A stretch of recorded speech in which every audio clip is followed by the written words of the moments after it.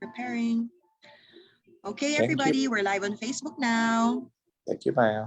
Thank you, Maya.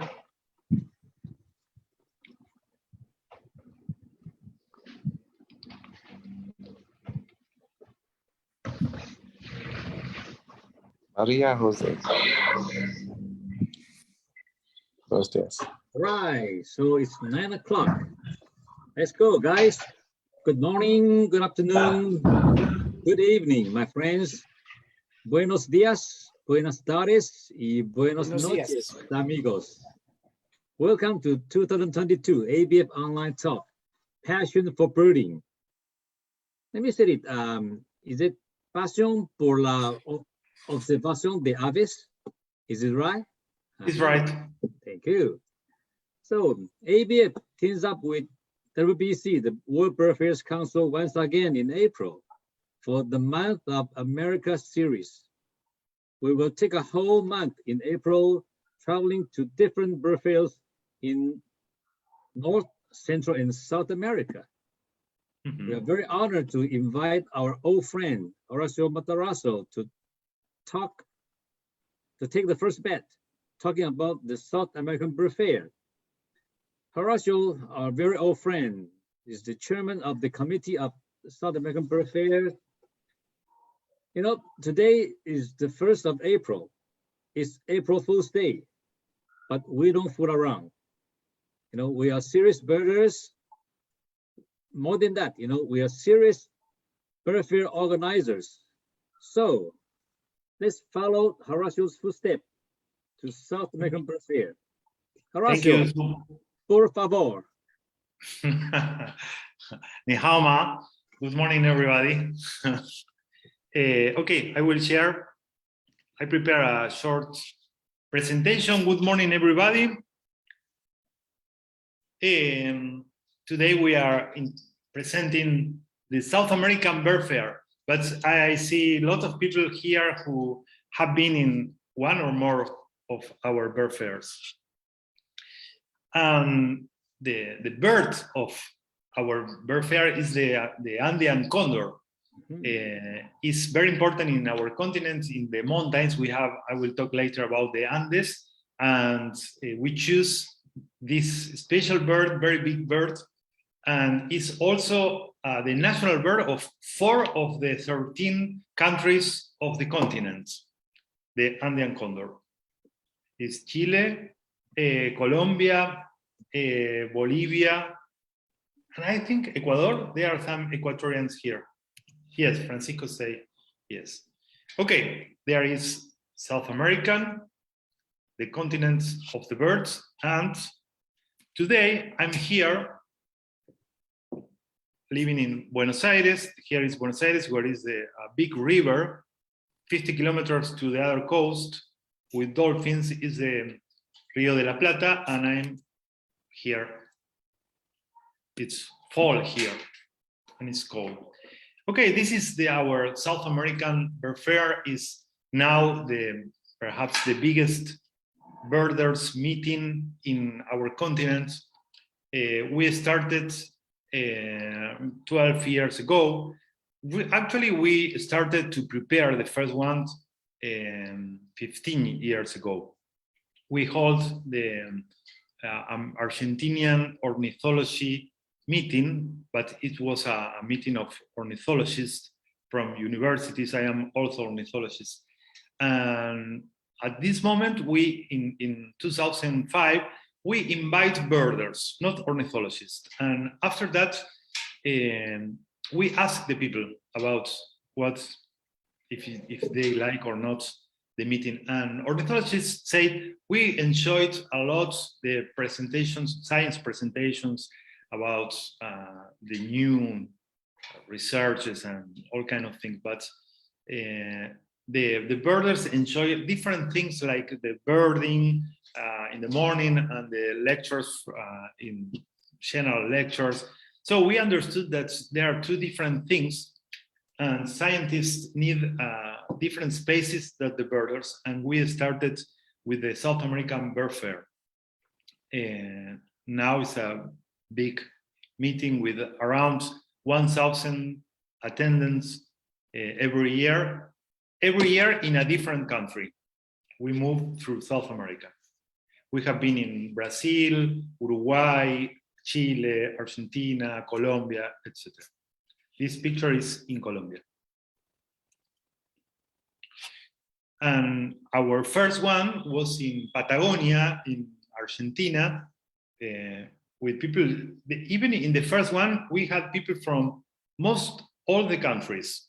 Lots of people from Colombia, from Peru, from Brazil. It was very interesting internship. Here we can see the flag of Brazil. And now it's a big meeting. This is a opening ceremony in Colombia. It was the biggest at the moment before the pandemic. After the pandemic, we had 1 year virtual, and last year we have been again in Colombia, but with limitation of people from the government. We have been only 400 people. One interesting thing about our fair, interesting for me, we knew the bird fairs from the first time, from the times of the British bird fair 30 years ago. And we knew that bird fair, the name fair, perhaps show that it's a place with booth, with stands to buy and to sell things. And we know that, but for us, bird fair is a different thing. For us, we still have some stands because you have optics or you have books or you can talk directly with people. But you know, now after 30 years, the world changed. And if you want to take a ticket or book a hotel, you know, you have all things in internet. Also, you can find birding trips in internet. It's not the same, perhaps, if you know the people face to face. This is different, but the accent for us is not in the stands, even when you have lots, but the accent is not in the stand. The accent for us is in the meeting between people. We know to know each other and we know to make other things together. That's the idea of our bird fair, and that is because it's growing and growing every year. So the activities, I will talk later about the birding. We have a lot of birding every morning during the 4 days, but we have different kind of activities in the afternoons. For example, we have lectures with experts, with author of books, with people who have something very interesting to tell. And we have lectures, and in different places, we have different activities, and you choose that you want. We have symposia. For us, it's very important, the symposia where we can discuss or present different options of the same thing or the same topics. So we, for example, in South America, we are 13 countries. One big country speaks Portuguese, Brazil.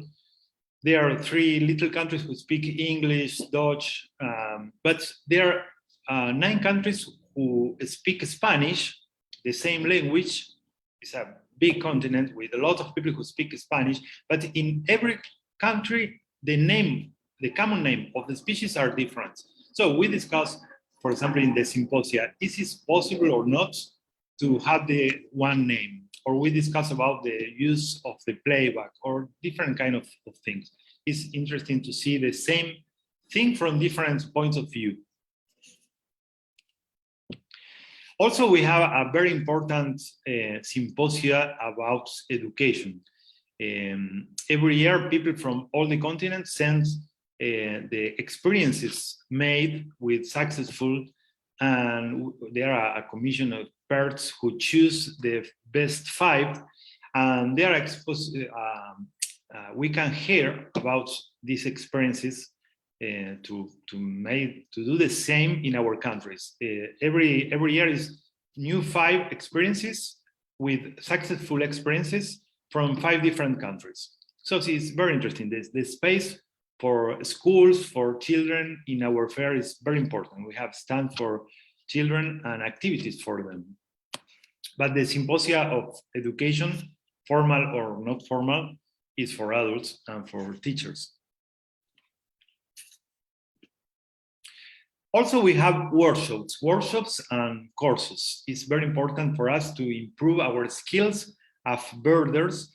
And every year we can have to have new courses about all kind of things, like, for example, theoretical things about classification, or we have courses about ringing, like in this picture, or a lot of things. You can go to the bird fair, enjoy the meeting, you can go for birding, you can go to the stands, and also you can take a course. This is an important thing for us. And other interesting thing for us is that when you go for a birding or activity, you have with people from other countries, like in the Asia Bird Fair. I love that. And of course, we are in Latin America, and in Latin America, the meeting is very important for us. I have been in other bird fairs on the world, in Europe, for example, in the States, and the spaces are different. So for us, it's important the meeting time to internship, but also to enjoy a beer or to share a time after the meeting, dinner together in groups, or sometimes all together. We play games and a lot of things about birds. It's funny. Also, in this internship, for example, several years ago was where we started to think about to have a World Council of Bird Fairs. For example, we have this picture was 5 years ago with Victor from the Asian Bird Fair from Taiwan, and Herbert from Uganda, from the African Bird Fair. And we say, okay, if we think that we are representatives from South America, Africa, and Asia, we are the 80% of the world population. So we can start to think in a global council. And that was the first step. Now the council exists, and there are around 50 festivals and bird fairs and birding meetings from the whole world participating. That's the idea. We need to improve, and we need to grow up much more. In the South American Bird Fair, we have an international committee with representatives from all the countries, sometimes one or two. And the international committee for us is important because we decide where will be the next fairs, and even to keep that every bird fair have all the spaces that we usually have. It's interesting. We have an international committee, and every year a new local committee who organize every fair. But there are continuity. Also, we have this condor that is interesting for us. Is traveling through the continent. This is an Andean condor, and at the end of every fair, the local committee give the condor to the new committee, and is traveling every year for different countries, waiting for the people. This is when Chile give the condor to the Colombians. Also, when it's possible, we raise funds to projects in the place where we held the fair. Sometimes it's possible, sometimes not, but that's one of the aims of the fair, and perhaps for most of the bird fairs. Is like other bird fairs, is a non-profit meeting. Nobody win money, but we want to produce money to projects of conservation projects in our continent. And one very important point for us is the birding.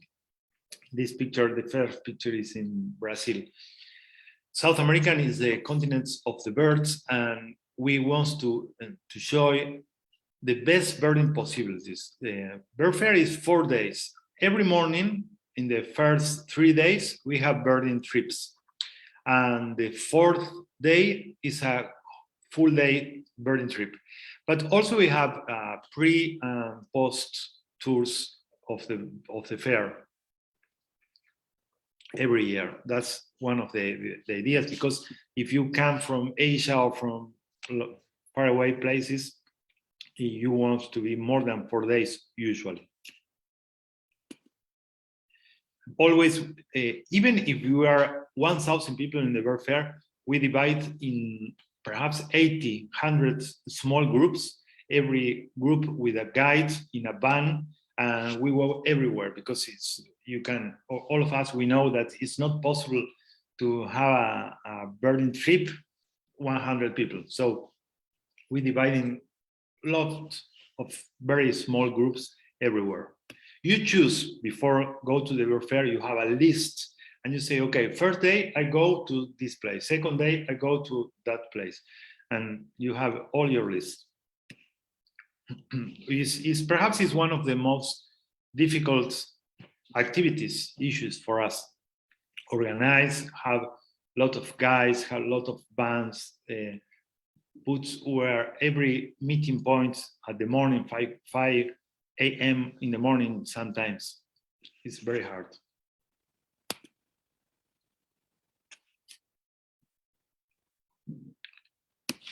I'm not reading the question, but if somebody have a question, please, Victor or somebody can tell me. Okay. Yes, we will. Yes, go on. Okay.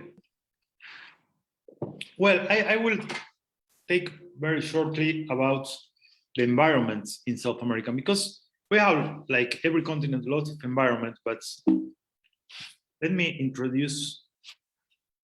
We have the Andes. The Andes is a big mountains from all South America, from the Caribbean here in Venezuela and Colombia, going to the west until Tierra del Fuego is a fireland, is a big island in the south in front of Antarctica. We have all kind of environments, weathers, as you can imagine. We have rainforests, wetlands, grasslands, steppes, waterfalls, of course, shores, sea coast.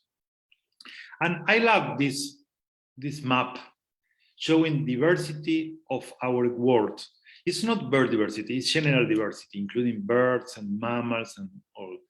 Usually, everybody knows that South America is the continent of the birds, because we have 35% of all the birds of the world. We have around 3,500 species.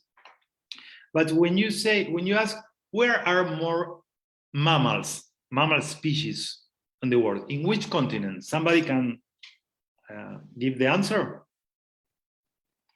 What's the continents of the mammals?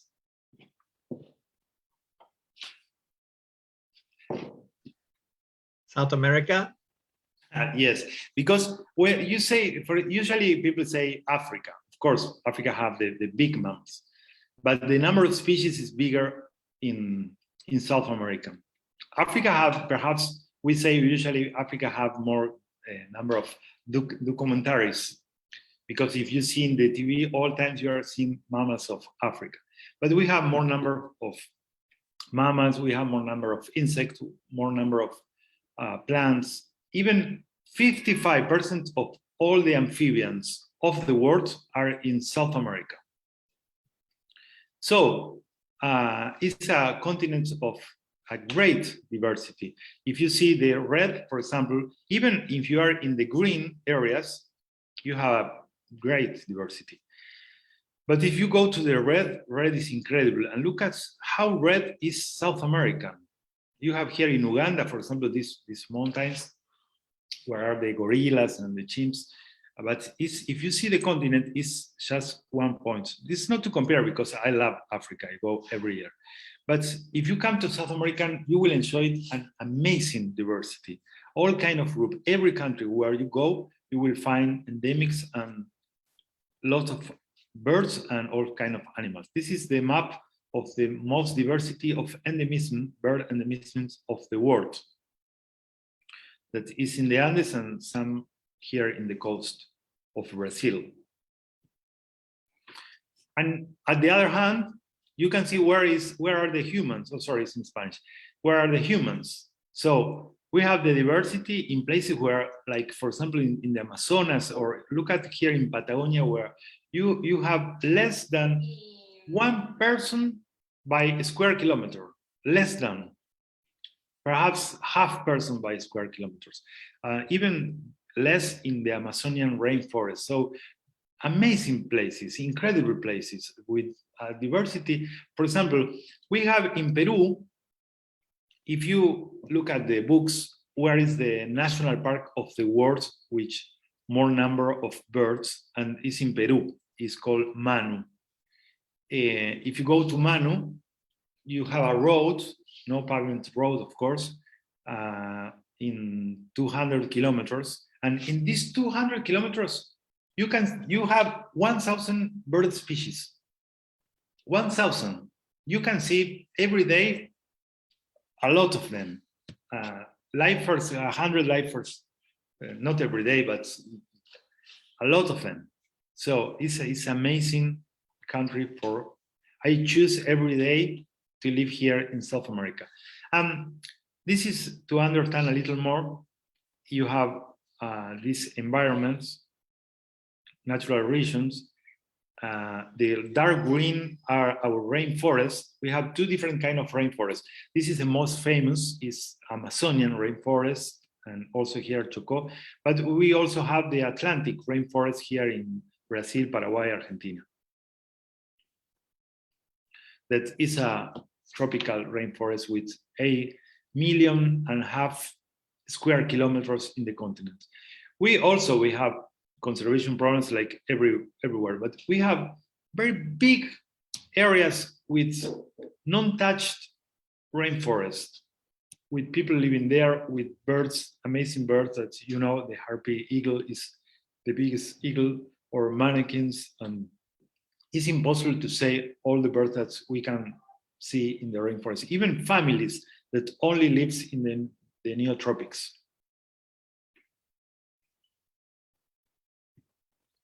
We have the important group, perhaps it's now the family of birds from all the families, not only passerines, all birds, biggest of the world is the tanagers.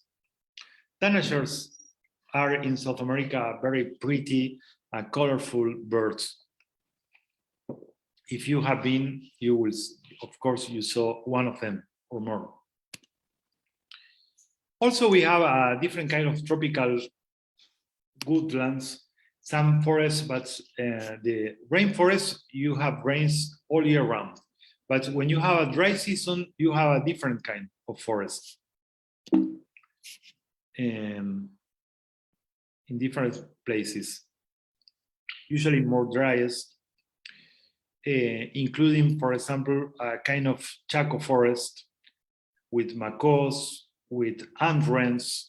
Is a family of South America, endemic family of neotropics, and the Chaco forest. Chaco forest is a system of different forests. Going south became a little poor, more open, but with also endemic group of birds, like, for example, this is a seriema.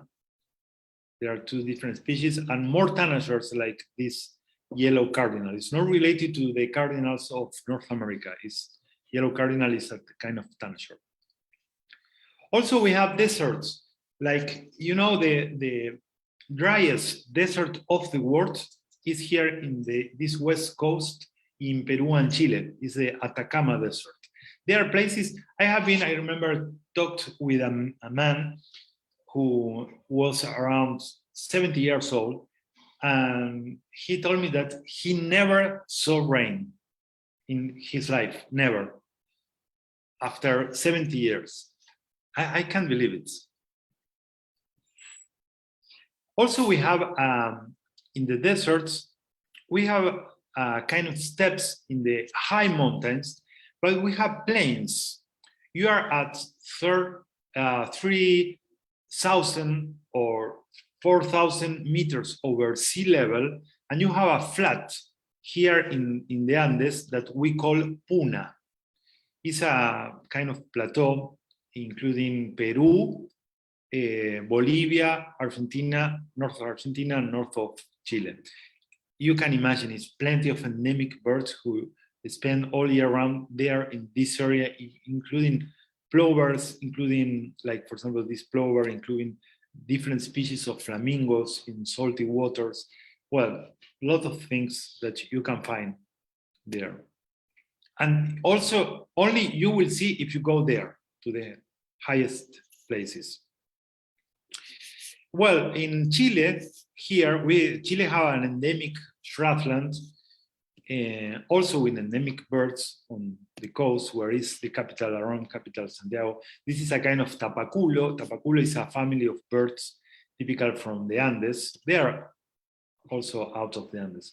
And we have, the flycatchers in South America are not related to the flycatchers in Asia, Africa, or Europe, are a different family. We call tyrants, because they are really tyrants. They are faced against every bird. If they, for example, they see a big eagle, they can avoid, go to fight it. Are very bad boys. Also, where I live, remember I'm here, we have a kind of grassland we call Pampas Grassland. Is mostly flat. It's a big land where there are more people living because it's perfect for crops, humid. And also we have the biggest bird in the Americas is we call rhea. It's not close, but it's related to ostrich.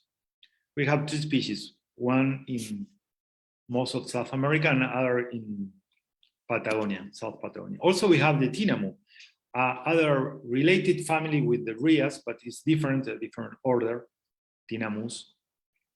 Also in neotropics, originally from South America. And of course, a lot of birds.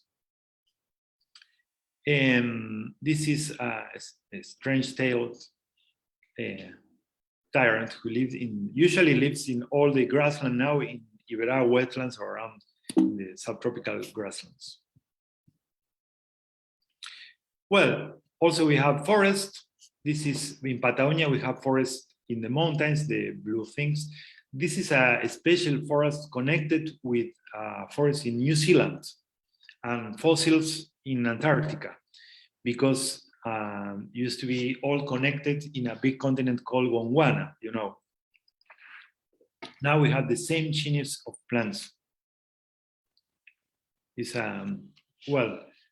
deciduous forest mostly. This is Araucaria, is not deciduous, monkey puzzle trees. The biggest woodpecker in the Americas, north and south, is now the Magellanic woodpecker. Sadly, in the past was the third, but the first and the second now are extinct in North America because it's very sensitive to the fragmentation of the forest. But now we have a lot of them. And this is another family, and also endemic from neotropics that we call the furnarids. This is this one is called wiretail. It's an interesting one, but we have a lot. If you go to Southern South America, we have a lot of furnarids. It's the typical things in Southern. And to end, we have the steppes, big steppes. Nobody lives there. You can drive for perhaps 500 kilometers without a town. It's very interesting and plenty of diversity. The first bird fairs we had here. This is one more kind of the family of the tanager, but this is a Sierra finch. And also a family from the Americas. This is a Loica meadowlark. One more thing interesting out of the natural region is perhaps this is the biggest system of wetlands of the world that we have in South America. Look at, this is the space that occupy our we have two big rivers in South America. We have the Amazonas in north and the Paraná in south, collecting most of the, perhaps a big part of South America. But even in the Paraná basin, we have a system of, amazing system of wetland, starting here, the big one in north, we call Pantanal. And also in Paraguay, other very important for us is here, going to south in Argentina, we call Iberá. The Iberá is important because it's all protected. It's 1.5 million of protected hectares of wetlands, and the diversity is amazing. They are all related and very similar, even in species, jaguars, big storks, jabilus, etc. And the last one at the end is the third one important, is the Delta of Paraná, where I live here in Buenos Aires. I am in front of this delta, very close to us. It's when you come to southern and you stop in Buenos Aires, it's a mandatory stop birding around here in the delta, in Ceibas. Well, our wetlands are amazing, some of them very well in conservation terms, and I told you are protected, some of them. With the screamer, for example, southern screamer is one of the three species of this endemic family of South America. I don't know why, but I love, some people say that it's ugly. To me, it's very beautiful. And this is a typical picture of perhaps Pantanal, perhaps Iberá, where you have storks, egrets, and herons. And it's not only a big number, because you have perhaps 500 different species here, not in this picture, but in these places. But also is the number that you can find, the number of individuals is incredible. Even to take pictures is perfect, because you have all the birds around. I'm very confident, very easy to see them. So let's come back to the, I presented the bird fair, I presented the nature, and I told you we held our bird fair every year in a different country. And this year, if you want to be with us, to enjoy, will be in Cusco, in Peru. Here is Peru.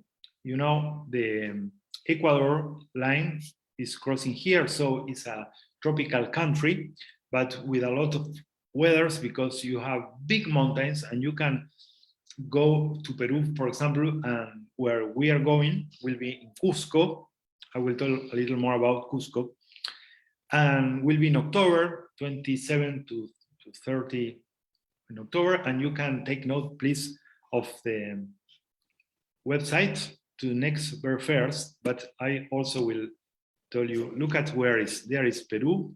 It's in a great opportunity, even a great opportunity to travel very cheap.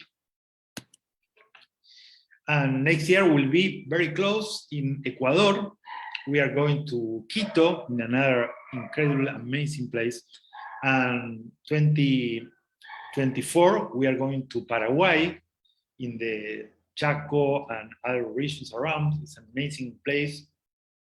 You can visit from there Iguazu Falls, you can visit from there Iberá Wetlands. And we need to vote, but perhaps the next one will be in Bolivia, or Suriname, we don't know. But perhaps Bolivia, because 2025 will be the 200th years of the country. So we are know it. But if you can go to Peru this year, and if you can't, you have the opportunities for the next bird fairs. And here there are a lot of people who are experts in different countries. If you can, we will invite to give a lecture. And this is Cusco, where will be the city, the main city where we will hold the bird fair. Cusco is an incredible city because it was the capital city of the Inca Empire. You know, in South America, more than 500 years ago, before the Europeans arrived, was a big empire from south of Colombia to central Argentina, over the Andes, the mountains on the west. It was a big empire, the Incas, and the capital city was Cusco. When the Spanish arrived, they wanted to have the capital also there. So they built the new city over the old one. So you have both. And to me, it's like something like the spiritual capital of South America. It's very special. The energy there is incredible. And it's very high. It's more than 3,000 meters over sea level. And one incredible thing, from there, you can go directly to the Amazonian forest, going down.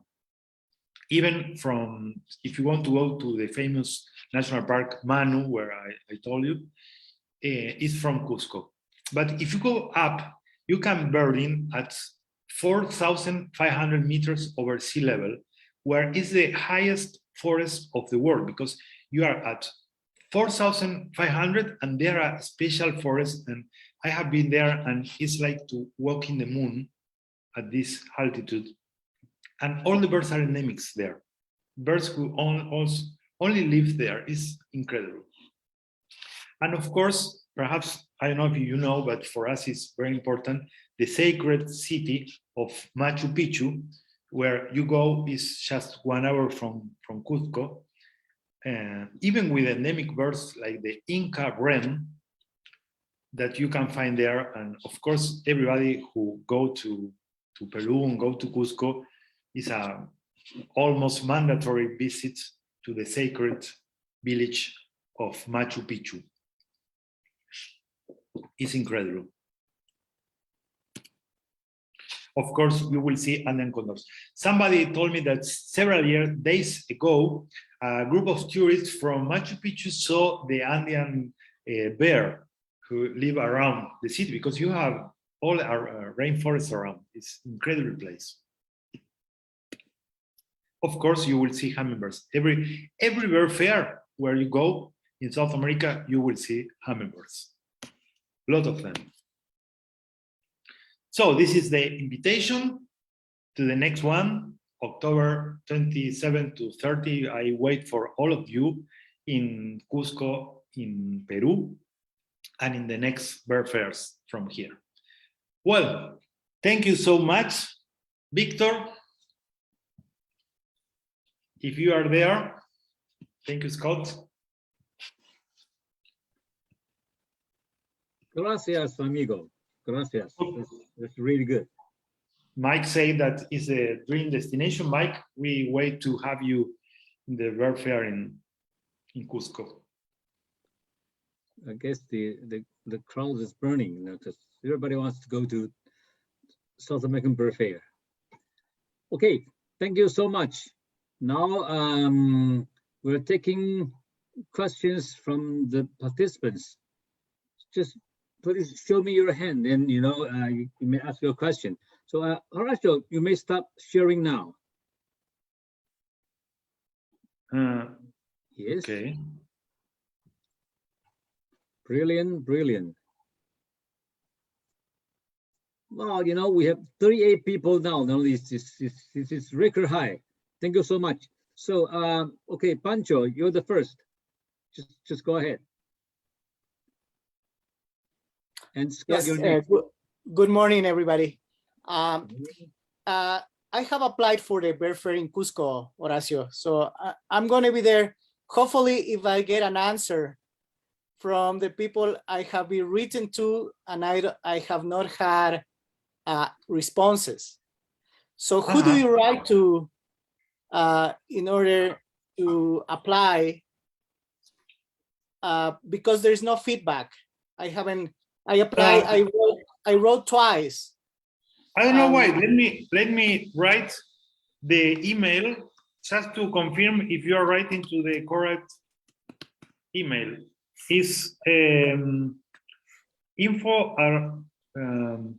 how do you say arroba in English? I can't remember. At birdfair.net. This is the email. Did you have this one, Francisco? I don't remember who I wrote to, but I just didn't have an answer. I have written twice, no answer. So I want to participate. It's close to me. I'm going to be in May in Cusco. Yes. So I want to see, I want to go to see in May, but I want to be in October on the fair.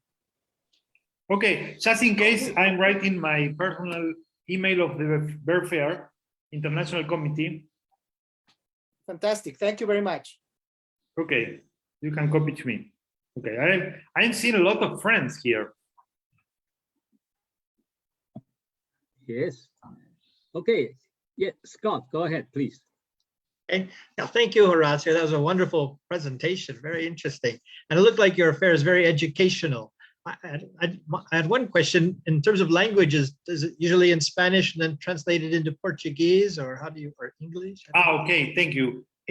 Well, the official languages there, we have three official languages in our bird fair that are English, Spanish, and Portuguese.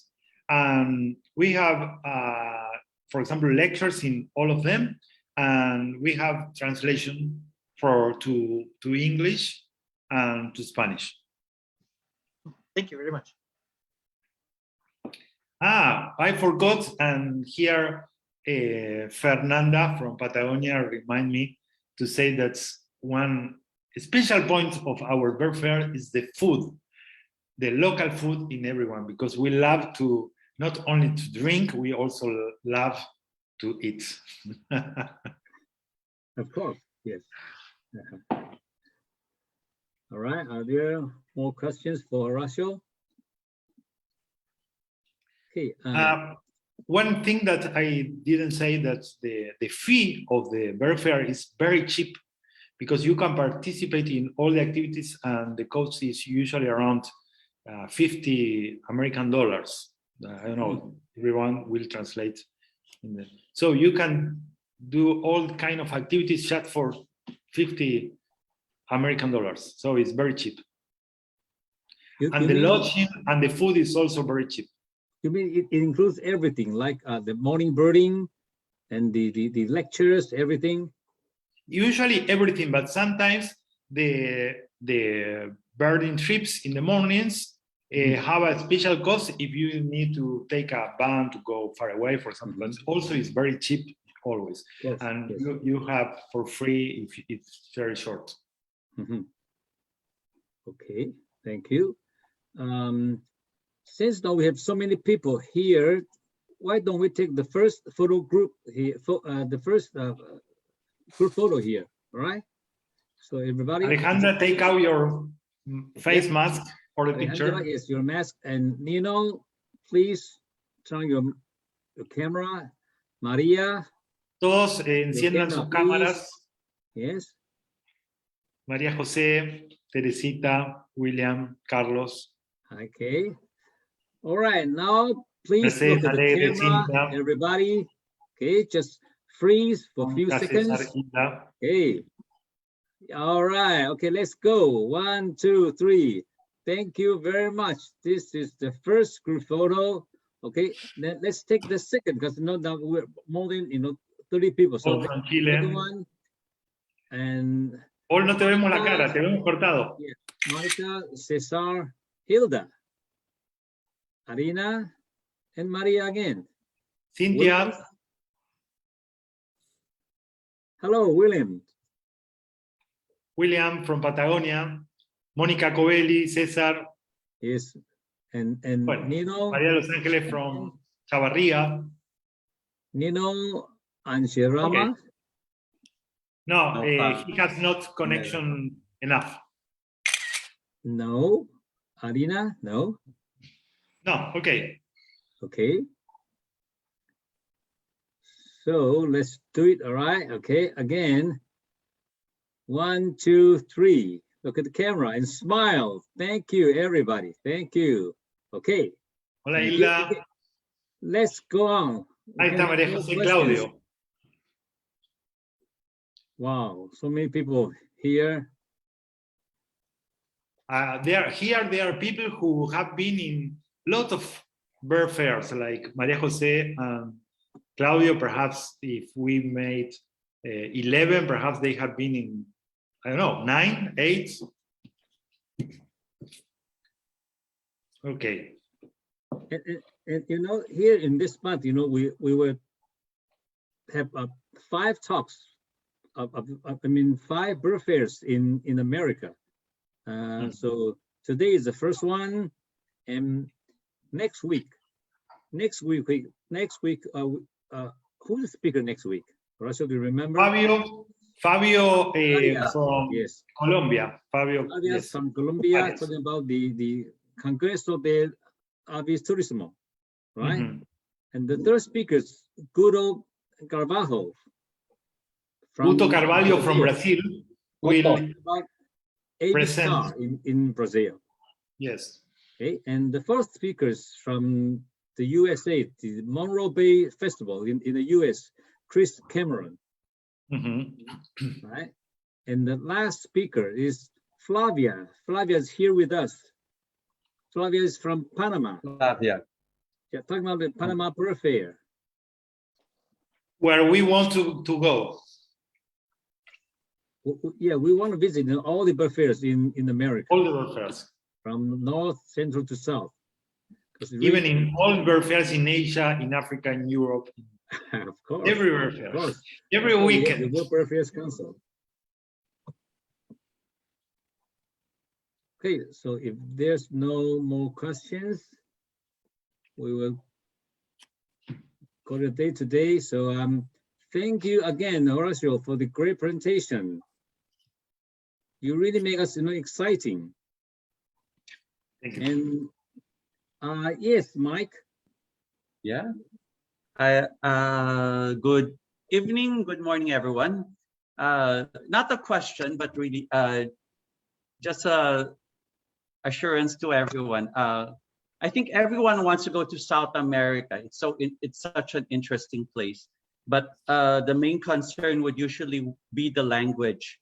I've been to the South America Bird Fair in Colombia, and of course, when I boarded the plane, I was a bit scared because suddenly everyone around me was speaking in Spanish, although I can understand a bit. But like, of course, you're not getting used to speaking Spanish, and but what I found in Colombia, at least, I found people are very warm. Even if you don't speak Spanish, they really try to make you feel at home.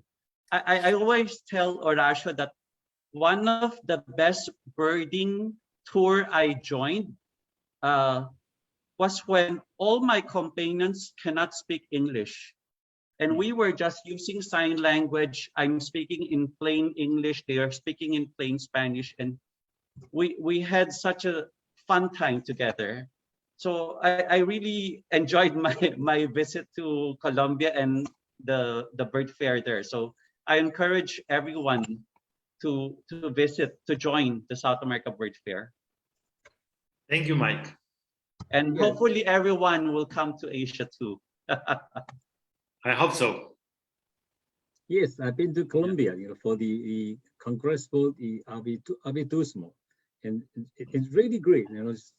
It's in Manizales, Colombia, and when I went there, before I went there, people just warned me that be careful, it can be dangerous, blah blah blah, something like that. But actually, it's really safe traveling in Colombia, in South America. It's really a nice place.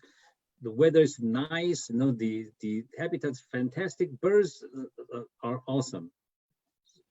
Yes. If you want to go to the other bird fairs in South America and Panama, remember that the hub the America is in Panama. You take the different flights, and we receive trips from everywhere. This is the point to take the flight to come to South America or Central America. It's very efficient and easy and special. The hub of birds, the Americas of the birds, the corridor of migratory birds, and hub of the Americas fly, the people, the tourists. We attend everyone. birds and tourists. Thank you. Thank Thank you, you. Flavia. Flavia, you will have a whole hour talk about the Panama Bird Fair and birds in Panama, in Panama in the last Friday in April, which is April 29. Please Yes, mark sir. your calendar and be sure be there listening to Flavia's presentation. It's gonna be very exciting. Thank you. Yeah. Congratulations, Horacio. You are the best. You are the best in the area. And we have the special feeling to unir a las personas. Ayúdame, Horacio. Thank Me you. quedo. Yeah. No, it's okay. Thank you so much. Thank you so much.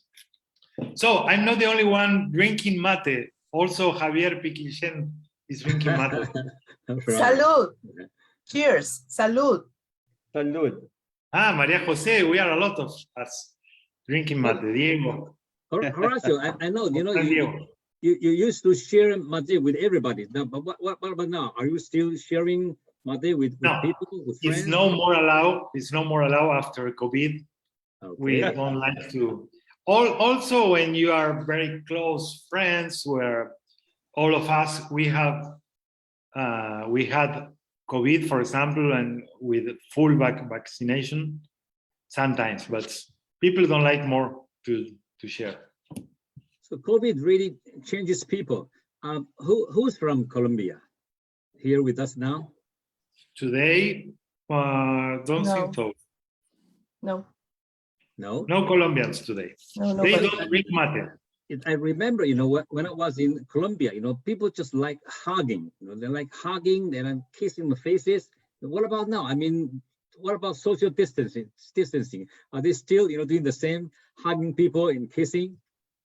Yes, we kiss each other usually between us, but when people from other continents come, we don't do that because we know that it's shots. People don't like it. If you go, oh, hello, and give a kiss. Yeah. In America, we are so warm with the people, with the family and the people. Yeah, that's really what I feel in South America. All right, if there are no more comments or questions, we thank Horacio again, and we look for everybody next week. Same time, same place here. And thank you, everybody. Have a nice weekend. Thank you. See you Thank next you. Friday. Bye. Thank you very much for everything. Bye. Bye. See you. Bye bye. And the same link, we don't change the same link. Thank you. Bye.